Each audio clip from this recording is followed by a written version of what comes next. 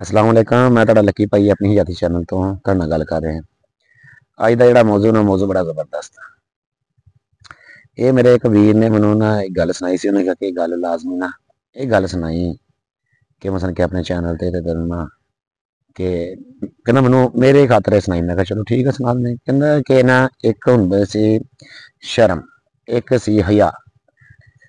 ਸ਼ਰਮ ਤੇ ਹਯਾ ਦੋਨੇ ਆਸਤਾ ਆਸਤਾ ਵੱਡੇ ਹੁੰਦੇ ਗਏ।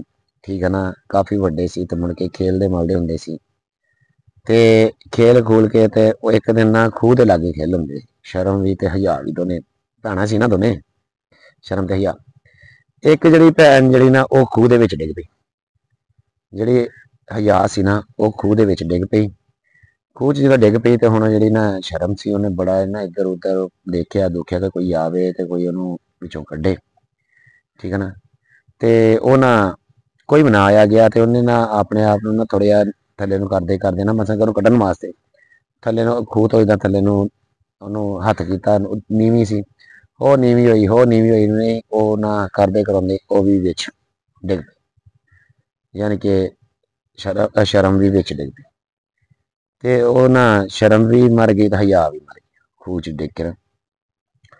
ਉਸ ਦਿਨ ਤੋਂ ਬਾਅਦ ਜਿਹੜੇ ਸਾਡੇ ਆਪਣੇ ਮੁਆਸ਼ਰੇ ਵਿੱਚ ਦੇਖ ਲਓ ਕਿ ਹੁਣ ਸ਼ਰਮ ਨਾਮ ਦੀ ਚੀਜ਼ ਨਹੀਂ ਹੈ ਤੇ ਹਯਾ ਨਾਮ ਦੀ ਕੋਈ ਚੀਜ਼ ਨਹੀਂ ਹੈਗੀ।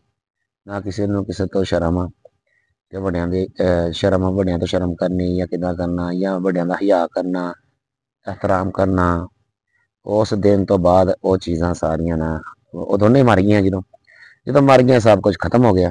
ਠੀਕ ਹੈ ਨਾ, ਉਸ ਤੋਂ ਬਾਅਦ ਸਾਡੇ ਆਪਣਿਆਂ ਦੇ ਵਿੱਚੋਂ ਸ਼ਰਮ ਵੀ ਖਤਮ, ਹਯਾ ਵੀ ਖਤਮ, ਸਭ ਕੁਝ ਖਤਮ। ਇਹ ਵਾਕਿਆ ਸੁਣਾਉਣ ਦਾ ਮਕਸਦ ਹੈਗਾ ਵਾ ਕਿ ਜਿਹੜਾ ਖੂਹ ਆ ਜਿਹੜਾ ਖੂਹ ਆ ਇਹ ਸਾਡੀ ਦੁਨੀਆਦਾਰੀ ਆ।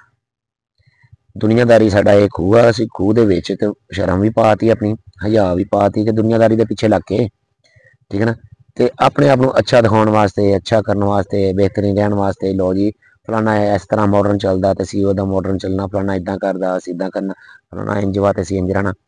ਉੱਥੋਂ ਆਣ ਕੇ ਸਾਡਾ ਹਯਾ ਖਤਮ, ਸ਼ਰਮ ਖਤਮ।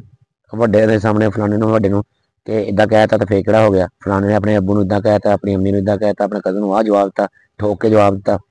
ਅਸੀਂ ਜੇ ਜਦੀਦ ਦੌਰ ਦੇ ਸੀ। ਮਕਸਦ ਇਹ ਆ ਕਿ ਸਾਡੇ ਵਿੱਚੋਂ ਸ਼ਰਮ ਵੀ ਮਰ ਗਈ, ਹਯਾ ਵੀ ਮਰ ਗਈ।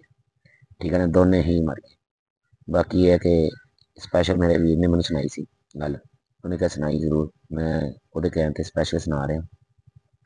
ਬਾਕੀ ਦੁਆਵਾਂ ਯਾਦ ਰੱਖਣਾ। ਬੜੀ ਮਿਹਰਬਾਨੀ। ਅੱਲਾ ਹਾਫਿਜ਼।